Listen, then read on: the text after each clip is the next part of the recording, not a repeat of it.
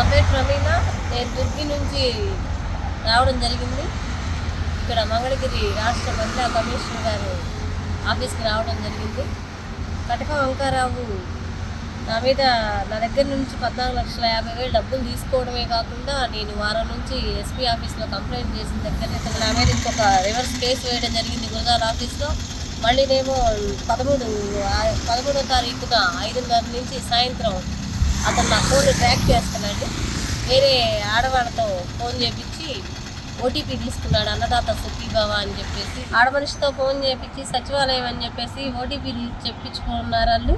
మరుసటి రోజు నేను ఫోన్ చేస్తే అది సచివాలయం కాదు, కారంపూడి రైతు భరోసా అని చెప్పారు. కానీ నేను దుర్గి సచివాలయం నుంచి చేయాలి, నాకు వేరే వాళ్ళతో ఫోన్లు చేపించి నా ఫోన్ ట్రాక్ చేస్తున్నాడు.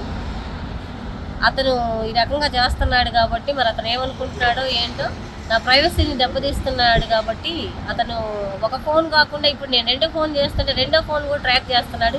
నేను ఎవరితో మాట్లాడింది కూడా అన్నీ అతనికి మరి ఎట్లా ప్రూఫ్లు తీస్తున్నాడు, ఎవరి హస్తం లేనిది, ఇవన్నీ ఎక్కడి నుంచి వస్తున్నాయి అతనికి, ఇవన్నీ ఎలా చేస్తున్నాడు, ప్రూఫ్లు నా దగ్గర ఉన్నాయంటే ఏమన్నా గవర్నమెంట్ ఎంప్లాయీ కాదు కదా అతను, ఒక పోలీస్ డిపార్ట్మెంట్ అధికారి కూడా కాదు కదా అతను.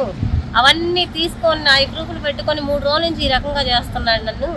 అందుకని ఇతని మీద నేను మహిళా కమిషనర్ గారికి చర్య తీసుకోమని కంప్లైంట్ ఇవ్వడం కూడా జరిగింది.